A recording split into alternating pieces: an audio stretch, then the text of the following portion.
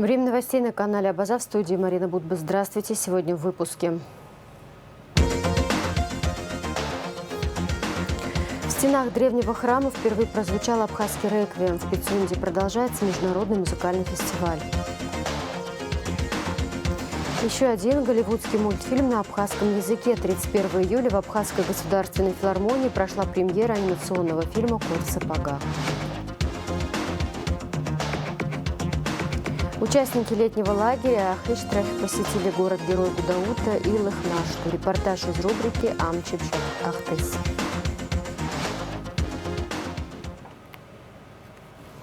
Начнем с официальной хроники. Вопросы развития сотрудничества в сфере туризма, торгово-экономического сотрудничества и молодежной политики обсудили в ходе рабочей встречи в Петербурге губернатор Александр Беглов и президент Республики Абхазия Аслан Бжани. Об этом сообщается на официальном сайте администрации Санкт-Петербурга. 1 августа в Кабинете министров состоялось очередное заседание абхазской части рабочей группы по реализации программы гармонизации под председательством премьер-министра Александра Анкваб. Прошло обсуждение текущего статуса реализации программы и сроков исполнения возложенных на органы исполнительной власти обязательств по разработке нормативно-правовых актов. Особое внимание уделено вопросам разработки проектов в сферах здравоохранения, образования, пенсионного обеспечения и таможенного права. Отмечено, что 2021 по 2023 годы было исполнено 27 мероприятий программы. В 2024 году уже реализовано 6. Премьер-министр поручил участникам заседания ускорить работу по обозначенным вопросам и обратил внимание на необходимость соблюдения сроков согласования проектов. Премьер-министр Александр Анкваб встретился с начальником госуправления по языковой политике Гундой Квицини, главным специалистом управления Гундой Сакани. Представители управления отчитались о проводимой работе, о планах по реализации проектов, направленных на изучение абхазского языка. Премьер-министру продемонстрировали книги, выпущенные управлением, а также руководство по делопроизводству. Недавно увидели свет книги для детей Платона Беби и Владимира Цвинария. Пособие по изучению абхазского языка на элементарном и базовом уровне. Сказки Андерсена на абхазском языке в переводе Сергея Зухба. Вышла первая часть, вторая часть готовится к изданию. Специалисты управления также рассказали о YouTube-канале «Апсо Контент», который был создан управлением для тех, кто желает выучить абхазский язык. На канале уже размещено более 100 видео, аудиокниги, плейлисты. Республика Марий-Эл готова сотрудничать с Минкультурой Абхазии, приглашать абхазские коллективы к себе, а также в другие всероссийские проекты. Об этом на встрече с премьер-министром Александром Анкваб заявил зампредседателя правительства Марий-Эл Константин Иванов. Анкваб подчеркнул, что такое сотрудничество будет стимулом для абхазских коллективов и укрепит дружеские отношения республик. Марийский академический театр оперы и балета покажет спектакль «Ромео и Джульетта» 1 августа на сцене Абхазской госфилармонии в рамках проекта «Обменные культурные мероприятия России и Абхазии». В Пицунде продолжается международный музыкальный фестиваль. Накануне в третий день фестиваля выступила государственная хоровая капелла Абхазии. В стенах древнего храма впервые прозвучал абхазский реквием. Об истории создания этого уникального произведения нам рассказал автор, руководитель государственной капеллы, композитор, дирижер Надар Чанба.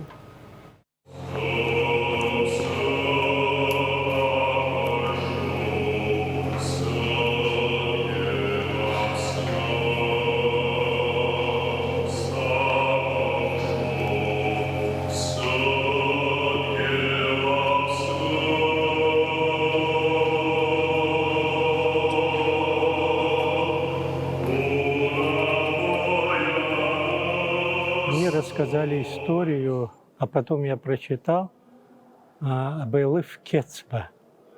Это женщина, которая спасала махаджиров, которые возвратились из Болгарии, и они оказались на острове, и там началась эпидемия. И вот турецкие власти не принимали, естественно, их. Вот, никто их не ждал. Но когда узнали об этой трагедии, о том, что народ вымирает Вот, они послали военных туда, чтобы ее спасти хотя бы. Но когда пришли за ней и сказали, они все равно умрут все, давай пойдем с нами. Она сказала, пока я не похороню последнего абхаза, я не уйду. Вот такая трогательная история самопожертвования.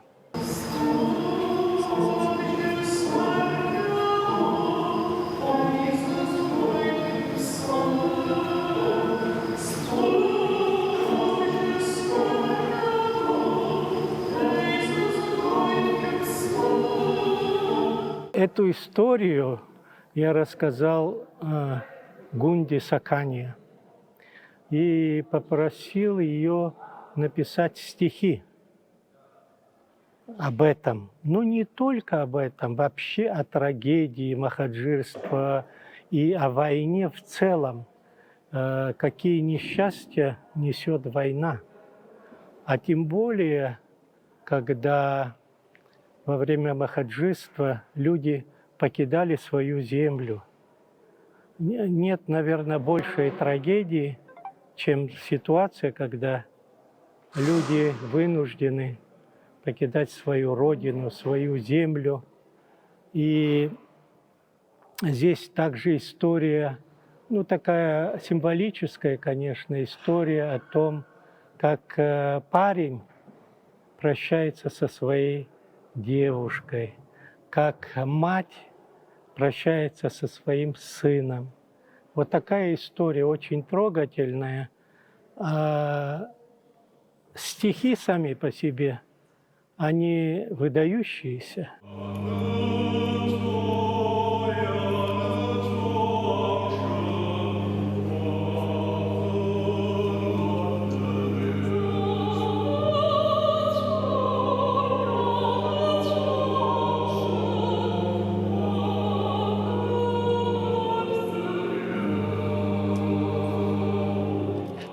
И сегодня также, хотя здесь публика совершенно другая, вы видите, здесь много отдыхающих, но вот подошла женщина с благодарностью и сказала, что хотя слова она не понимала, но она плакала. Значит, через музыку до нее дошло содержание стихов. Ну, конечно, мне очень приятно. И в сегодняшнем исполнении участвовала не только государственная хоровая капелла, новые исполнители, да, как органист, допустим, Валера Варганджия впервые с нами играл. Вот наши солисты Нана Черкезия, Елена Анкваб, Алхас Ферзба, Аляс Абахуба. Вот. И там небольшое соло пел Гудиса Кучпери, как вы видели. Вот. И кроме того, музыканты из Москвы, флейтистка и скрипач, которые настолько прочувствовали, они играли, как будто играла Абхерца и Ачарпан. Вообще в оригинале это произведение написано именно для Ачарпана и Абхерцы. Ну, надеюсь, что когда-нибудь будут такие инструменты, которые будут звучать чисто, потому что нам очень важно, чтобы в классической музыке инструменты народные тоже звучали чисто.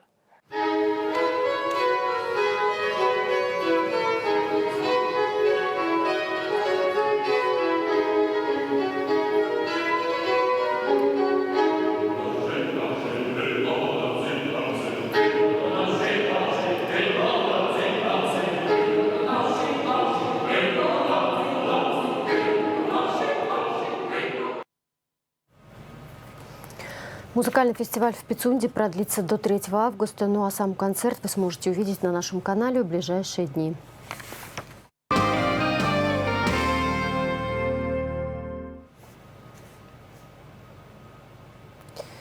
Печальная весть. Ушел из жизни заслуженный работник физической культуры и спорта Республики Абхазии, почетный мастер спорта Абхазии по баскетболу, кавалер ордена Ахдзябша второй степени, председатель комитета по физической культуре и спорту Абхазской ССР Джансух Шатугович Губас. С 1977 по 1986 годы Джансух Губас работал в партийных органах, был заведующим отделами Сухумского горкома и Абхазского обкома партии. С 1986 до 1992 года он являлся председателем исполкома Сухумского городского совета народных депутатов. Государственный комитет по делам молодежи и спорта выражает искренние соболезнования семье и близким Джансуха Губас. Джансух Шатугович внес неоценимый вклад в развитие физической культуры и спорта.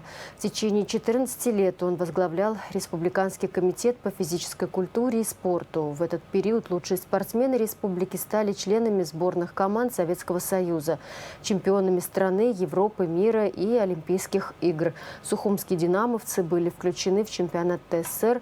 Началось строительство олимпийской базы Всесоюзного спорткомитета в Ишерах. Не стало яркого человека, горячо преданного своему народу и делу, отмечается в частности в траурном адресе. В связи с кончиной общественно-политического деятеля Абхазии Джансуха Шатуговича Губас распоряжением Кабинета министров создана Государственная комиссия по организации похорон под председательством первого вице-премьера, министра энергетики и транспорта Джансуха Нанба.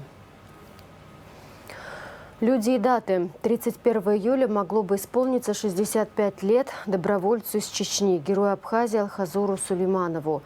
Алхазур Сулейманов – один из первых добровольцев, которые выехали из Чечни в Абхазию 19 августа 1992 года.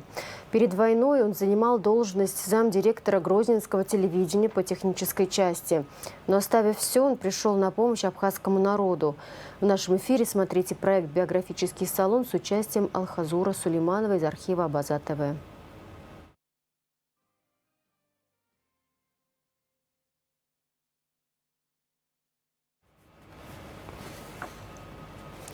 Продолжаем выпуск. 57 граждан получат финансовую помощь от государства в рамках целевой программы «Жилище». Об этом в передаче «Гражданин и начальник» на радио «Спутник» рассказал глава правового отдела Минсоцобеспечения Абхазии Ромео Черкезия.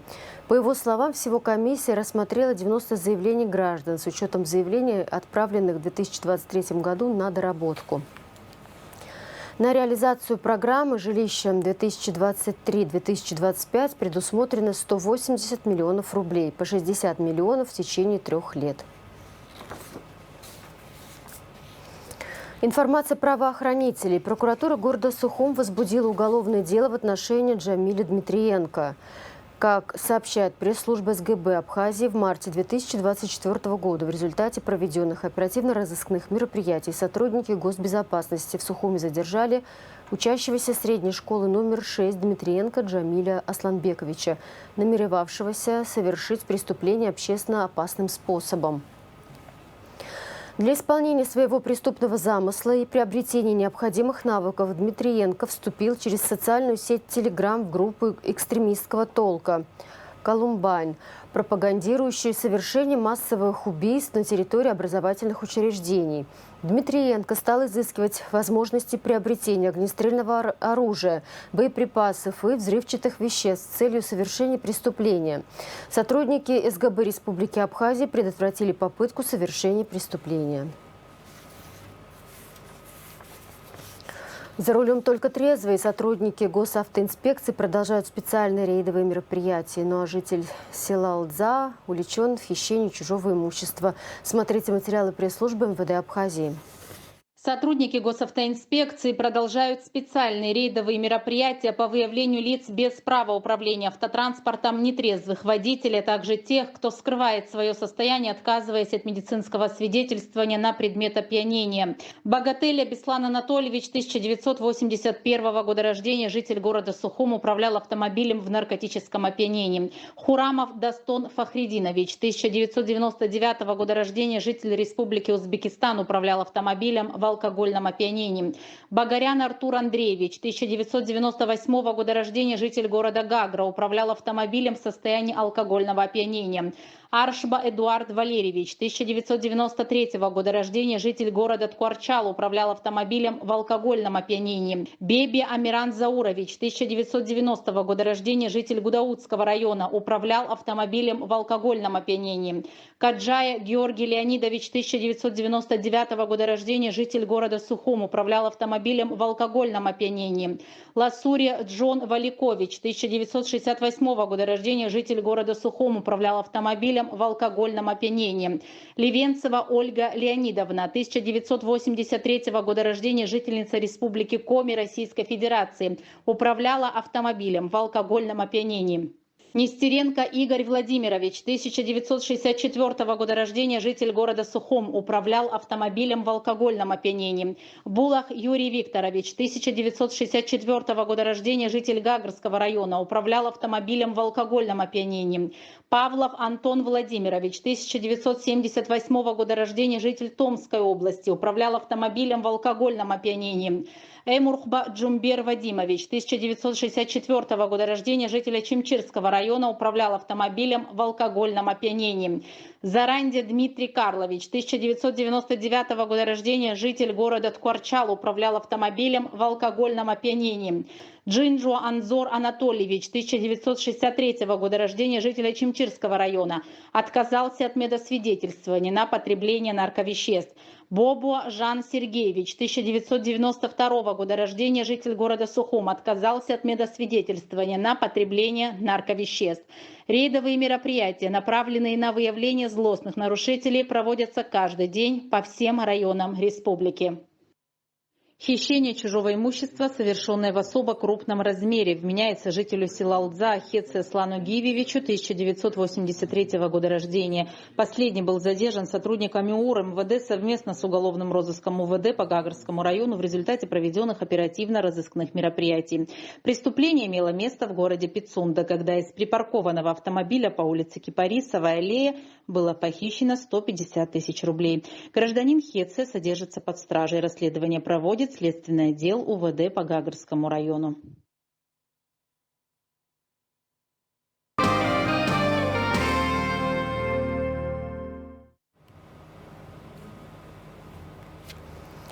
Делегация из Республики Абхазия принимает участие в международном проекте «Летний институт», который проходит в Москве на базе Российского государственного гуманитарного университета с 29 июля по 11 августа. Как сообщает отдел информации и медиакоммуникации АГУ, в состав делегации члены Совета молодых ученых при президенте Республики Абхазия, аспиранты и преподаватели АГУ. Цель проекта – знакомство исследователей и преподавателей с современной научно-образовательной средой России, достижениями российской гуманитарной науки и активизации международного научно-образовательного сотрудничества. Делегации соотечественников из зарубежных стран находятся в Абхазии в рамках ежегодного проекта летнего лагеря «Ахыштрах». Главной целью проекта является сближение и сплочение абхазов, проживающих в разных уголках мира.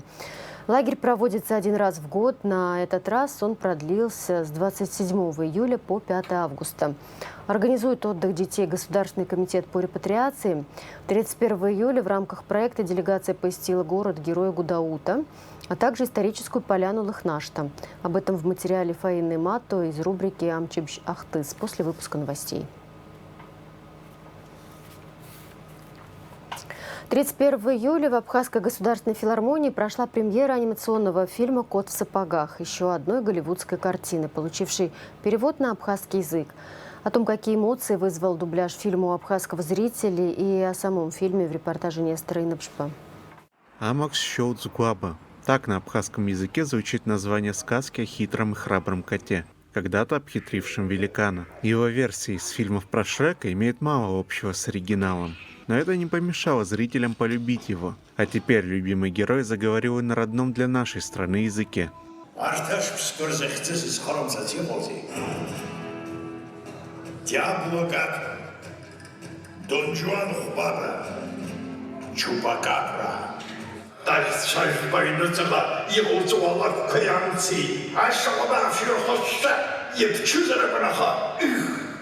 Дубляж мультфильма был выполнен киностудией «Абхазфильм» по заказу Управления по государственной языковой политике.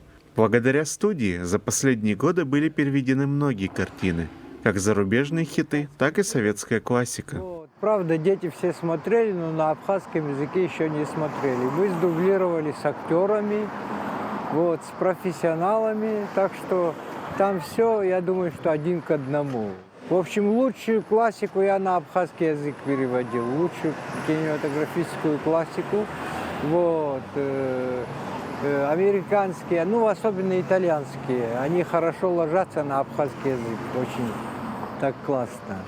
В среднем дубляж одного фильма занимает полгода.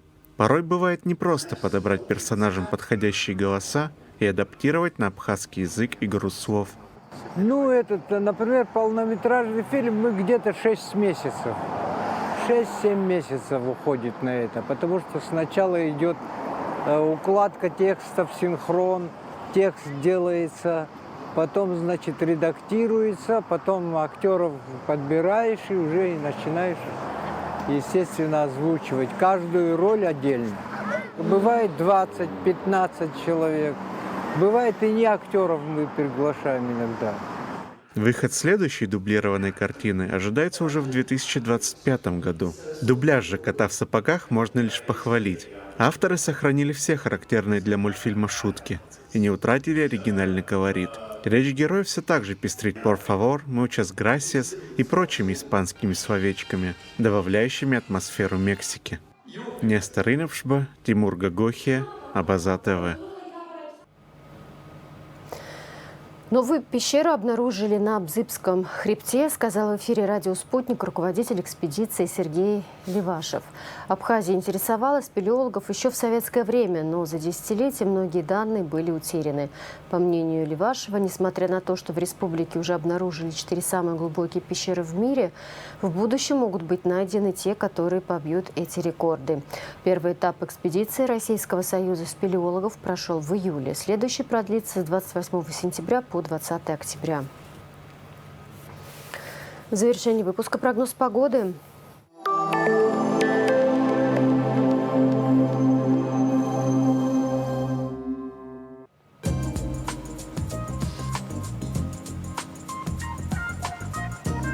В пятницу 2 августа в Абхазии ожидается переменная облачность без осадков. Атмосферное давление 756 миллиметров ртутного столба. Ветер слабо умеренный. Температура воздуха ночью 17-22, днем 27-32. Температура морской воды плюс 28. Волнение морской воды умеренное и значительное. Относительная влажность воздуха 60-90%.